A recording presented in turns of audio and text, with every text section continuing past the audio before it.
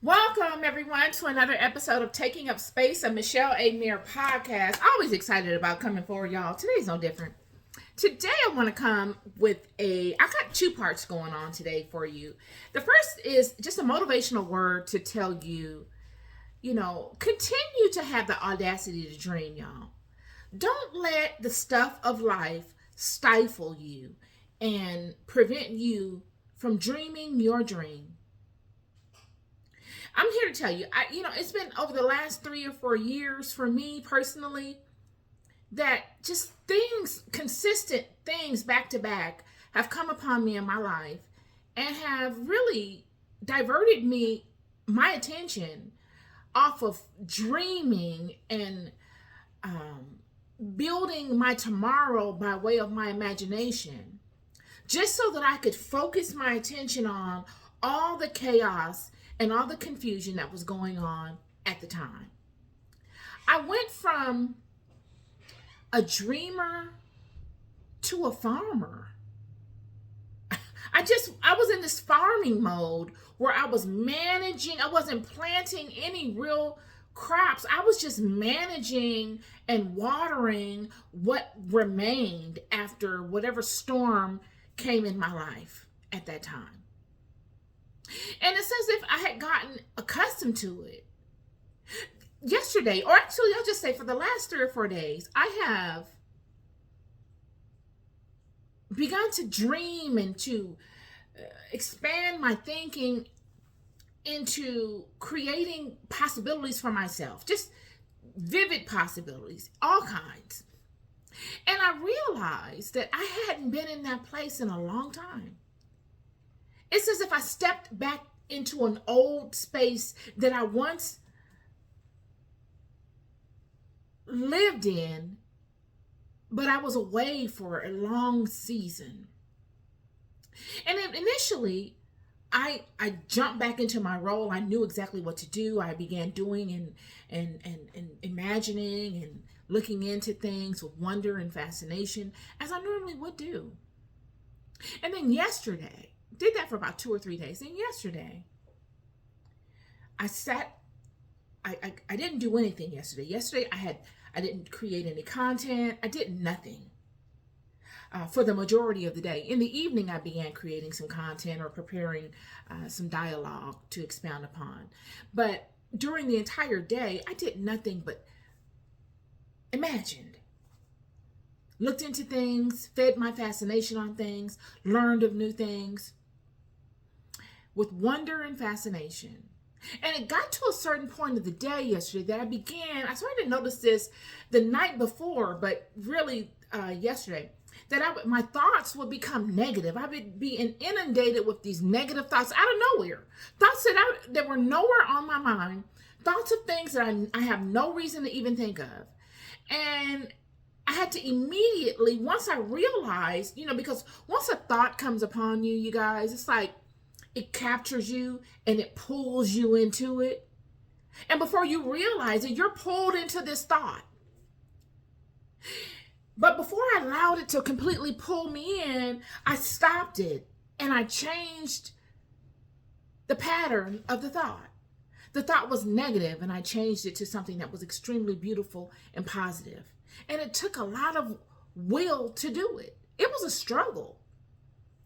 And I began to examine myself and say, why am I feeling this way? Like, normally it doesn't take a lot of will to change my thoughts. And normally I don't even have these types of thoughts, but why are these thoughts coming upon me now?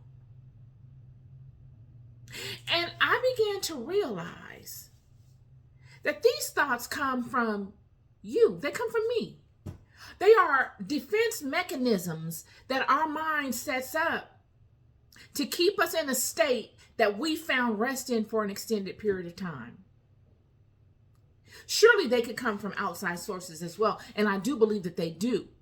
And they can at times, whether demonic forces, people and their stuff, all kinds of things can come upon you. But a lot of times they're coupled with our own internal firewall. We've become so accustomed a lot of times to certain patterns and certain ways of life that when we step out of those patterns, even if those patterns were not our initial vibration. Maybe they came on because of defense mechanisms, or because we've experienced a lot of trauma in short periods of time, and now we're resting in that residual space of the trauma, yet we don't know it. And when we begin to divert back to our normal stasis, that state of trauma that we found rest in for that extended period of time wants to pull us back into it, because it's normal for it. We've created normalcy in our minds within this space, and those particular demons need our energy. And that's what came upon me yesterday. I began to judge myself and condemn myself and speak words of unworthiness over myself for even having the audacity to dream. Why are you dreaming? Why are you wasting your time with this? You could be focusing on all the many things that you need to correct. You could be focusing on all the many things that you need to do. You should be ashamed of yourself sitting here dreaming. Look at all you got to do. Look at all you're dealing with. And you're sitting here dreaming? These are the words that I spoke to myself. What would other people think of you if they saw you sitting here dreaming, knowing all the things that you got to do? I began to say these words to myself within the kingdom of my own mind. And then the real me stepped forward and said, because I want to, because it's my mind, because I can, because I was ordained by God, just by me being born in the world of light, through the vine of which I represent. I'm ordained by God to be able to dream, regardless to what situations are going on within my life or have gone on in my life. It's my authority and my ability and my job to dream. And I encourage all of you to think of it as that as well. I can't be the only one in the world going through this, y'all. And again, I'll be the one that comes and says these things because maybe someone else might be embarrassed to say them. I'm not embarrassed. Like I said on my post on my Instagram, friend, I eat alone at restaurants.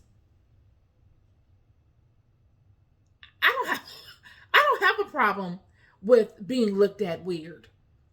It doesn't bother me at all. I will lay it all on the line. You must be able to authentically and substantially do you. This is your life. This is not a dress rehearsal. This is not a test for some bigger thing. And if it is, you're going to have to pass it to get to it. So you must grasp you. You must do you. And you must pass the many tests of this life that come upon you. And one of the many tests are how you do you in the face of other people and their condemnations. Or even how you do you in the face of you condemning you. Based off of past experiences, based off of your fears from your childhood, based off of stuff that somebody else said that you couldn't ever do and you believe them. You've got to have the audacity to say, damn it, I'm doing me. I'm doing me. That was my word for y'all today. I just wanted to come on with that because that's huge. I'm here to tell you, the more you get up and lay down, friend, the harder it is to dream sometimes because you come in and out of all kind of stuff. And you got all these energy vampires vying for your attention in one way or another. They want your attention, whether they're internal vampires, they're all internal, mostly. You do have some outside energy vampires that come upon you for their own particular agenda and look to weaken your mindset as to how you see you, or even how you see them or how you see the world so that they can manipulate you. But regardless, you've got to have a footing. You've got to be able to be the king or the queen of your own mind, and you've got to be able to dominate in there. a bad thought come upon you, you immediately change it to what you desire and you stand in that. You don't condemn yourself. Oh my God, I can't believe I had this terrible thought. No, you don't give it any more attention. Boom, you change it to something good. These are energy vampires coming to siphon your energy and keep you in those low-level places of condemnation, judgment, fear, and confusion. When doubts come upon you and say that you aren't worthy and you can't do this and you'll never be able to do this and do that, you silence it. Yes, I will. Yes, I can. When that ex comes upon you and says, oh, you're not ever going to be able to go anywhere without me. You're not going to be able to get this and that. It was fun. Bye. Lock the bottom lock, please.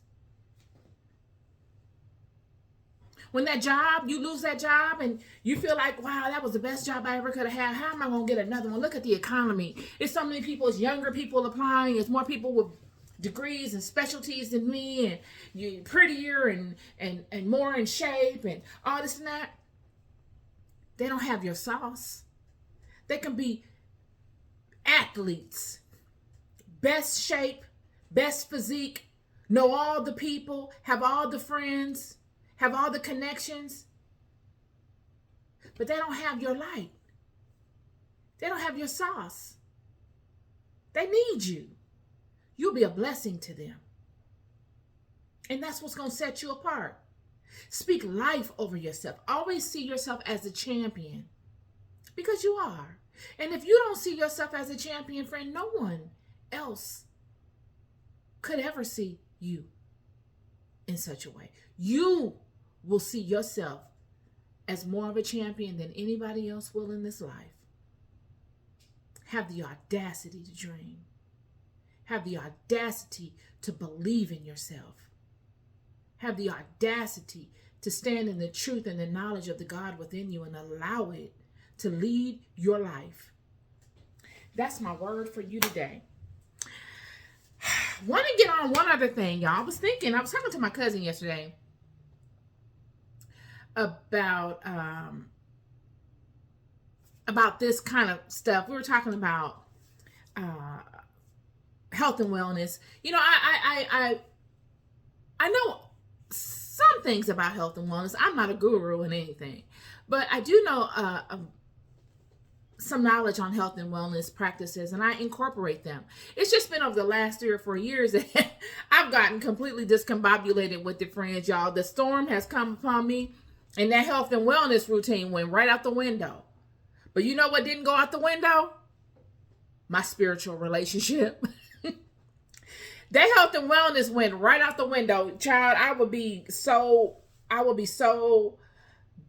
just busy in thought and trying to bunker down and figure things out and to create systems to maintain certain things for me and my family that I wouldn't even have time to do basic things like cook.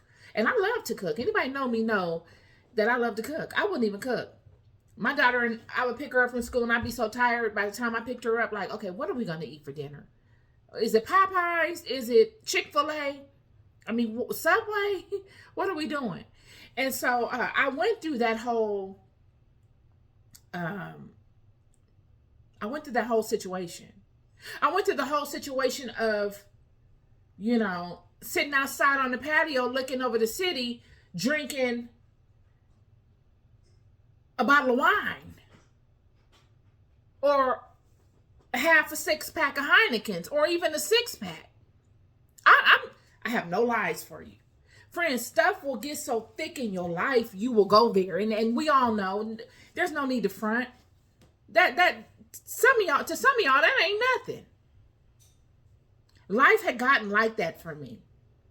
I was completely discombobulated. I was like Dorothy in the Wiz. I landed in Oz and all I had was me and Toto, and I didn't know what the hell was going on. So, I totally understand these states. They're all mental states. They're all mental. They're all based upon wrapping our minds around trauma that has occurred in our lives, whether self-imposed or because of someone else, or a commingling of both. And we're trying to find some way of coming to terms with them. We're trying to find ways to coming to terms with things that we lost or could lose because of them. We're trying to come to terms with ways that we can keep our self-image up through it. A lot of times we're looking to find a way to find some joy while in it, some laughter, while you're struggling with it, because it gets really heavy. And I was talking to my cousin yesterday, and he was talking about, like I said, we were talking about health and wellness. And I said, you should really get into expounding upon that on social media. And I began to speak different things to him about it. Because one thing about me, y'all, I speak life into people. I'm not one of those kind of people that will see something in you and I feel like you could outdo me, so I won't tell you about it. Even though Spirit has inclined me with the word to give you, I won't let that water flow because I don't want you to outdo me. I don't feel inadequate in any way. I'm not an inadequate woman. I'm an abundant woman. God has been so good to me. And if you're my friend, or even if you're someone I don't know and I'm ear hustling, we're somewhere and I hear you talking things, I can sense, I can see into you. I can sense things, and I will speak over you positivity. And that's what I did with my cousin yesterday. I said, "Cousin, you need to get a YouTube channel and expound upon these things." He's gone to Costa Rica. He's gone to Grenada. He's done gone everywhere.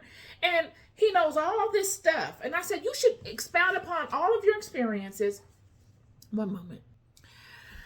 You should expand upon all your experiences on your YouTube page. Talk about the benefits of soursop and how it cleanses your body and builds up your immune system, and different herbs and plants, and how you can incorporate it in your diet, and how you use it to overcome your health challenges. And that's what led me to bringing forth this conversation today about being able to dream again. Friends, sometimes you just need somebody to partner with you and just not even guide and direct. You just need somebody to speak life into you. Remind you of who you are. Because sometimes we get so buried under all the stuff of life, all of the responsibilities of life, y'all, especially when you grow older. You get buried under all of the stuff of life. You keep going in and out of life stuff. You keep getting up and laying down, getting up and laying down, and it wears on you. You've seen too many realities. And a lot of times the negative realities will weigh heavier than the positives. They come like, if you don't resolve them, if you don't face them, if you don't confront them and confine them and bind them, they will control you. You will run from them for your whole life. And then what would have been a dream come true is a dream thwarted because you've abandoned it. Because this demon of your past experience is haunting you and you don't ever want to see it again. So you limit your actions in life. So you never have to face those experiences that could bring forth that demon. No. You better dare to dream. It's your job to dream. You are ordained by God to dream. That is what you were created to do. You not walking in your calling, you not doing what you were ordained to do, makes you fall short. You are living in sin. You are going against the very word of God that you claim to love so much. You must dream again. You must listen to people that speak words of encouragement and life into you. You must humble yourself and partner with people that can do these things. Because I'm here to tell you, it is the demons of this life and the opponents of this life that will come upon you and put a spirit in you through ego, so you don't partner with those people. You could see something in those people and like, darn, I really want to know him or her. But no, I remember the last time I tried to get to know somebody like that and they did this and that, or she or he's probably like that other person that I met that was in a similar space than them, and it didn't. All that kind of stuff stops you from benefiting on something that could be good, because that person is going to continue to do them regardless, friend. They're not going to wait on you. They're going to keep going, and they're going to keep doing new things with or without you. They're going to continue to expound upon their calling and continue to allow the creative juices that God put in them to flow as they were ordained to do. And you may not know how to begin to do that. And you may watch them from a distance, but you may not get the full power that was ordained for you to get by establishing a relationship with those people. And I want to read something from you from the Testament of the 12 Patriarchs in the Apocrypha. This is Dan, the father of the tribe of Dan, and he's speaking to all his sons. I did the Bible study on this last week. But this particular portion of things I didn't speak to. He's speaking over his sons, and he's telling his sons all the things that he learned in life the hard way. He's saying, don't do these things.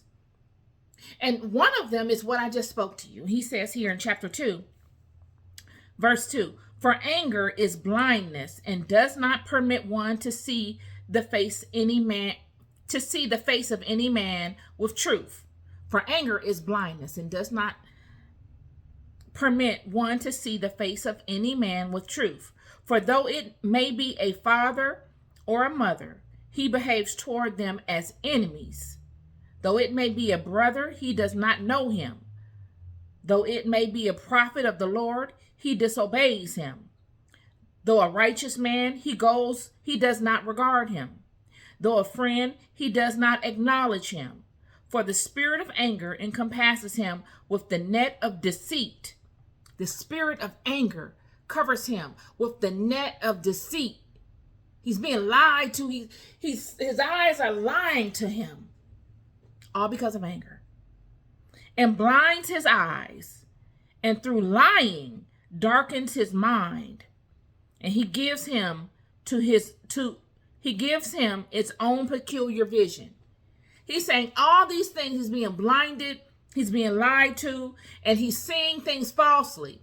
And because of this, he gives it his own peculiar vision, his own strange, one-of-a-kind vision, his own vision. He's creating a whole vision on this person when God sent this person to be a blessing to you. But because of your own inadequacy, your own fear, your own anger, you can't see them for what they are. You've made them to be your enemy.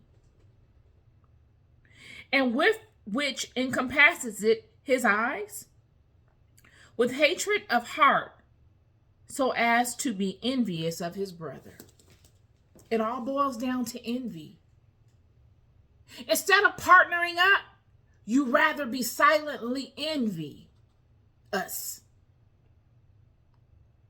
Instead of embracing them and speaking from the heart like a child, in that childlike manner when you were a kid and you didn't have that ego, and you could come upon someone and say, oh, hey, I like your shoes. I like this and that. My name is such and such. I live across the street. Instead of you being that, you don't approach. You walk around like, oh, but you're watching though. You're watching, but you're standoffish and you're distant. When God created it so that you could interact with one another like children, you can humble yourselves and not let materialistic creations make be a divide between you. You've let falsehoods, fakeness, creations of the mind be a divide between what is real. The only thing is real are our interactions with one another. Everything else are our creations of our mind. Everything that's real has to do with us, interacting with us. And this is exactly what the scripture is saying. Instead of you embracing from that good place, you're distrustful because you're sensitive. I'm sensitive, friend. I'm going to tell you, I'm a very sensitive person. I am. You wouldn't know it if you knew me. I mean, unless you really knew me, you wouldn't know it. Because the sensitive side to me, I don't lead with. She's protected. Only few people get to see her. Yet, I'm strong enough to still deal with people on certain levels and get the goodness out of those relationships, even though I'm sensitive. I'm mostly sensitive in romantic relationships. In one-on-one relationships like business or friendships and stuff, I'm not really sensitive like that. It's the matters that really affect my heart. Like, I'm one of those people that if I love you, I adore you.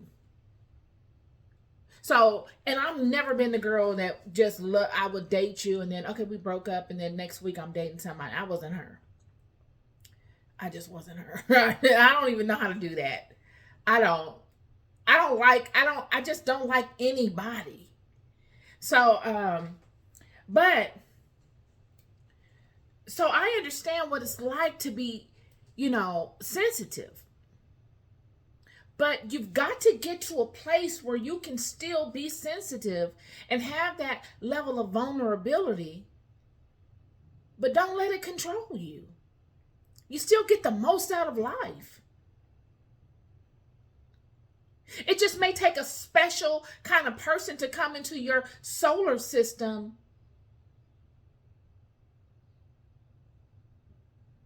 to align with you. That's it. It's a numbers game. And it's really not even a numbers game. It's an alignment thing.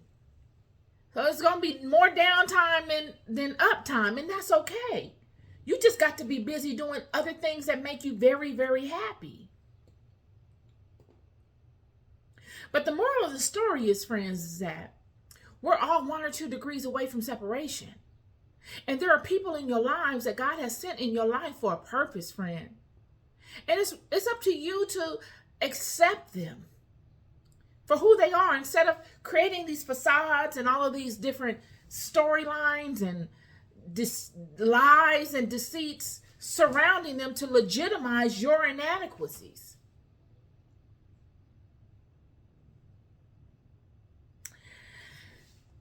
That's what I wanted to say, you guys. That's my podcast today. I wanted to really get on places people are migrating to in America. That was another aspect of it, but I'm already 28 minutes in. I think I've done and said enough. Maybe that'll be a next episode. You'll love more than you'll ever know. I'll never stop telling you. Happy Saturday, everyone. Be good to yourselves and be good to each other. Peace and love.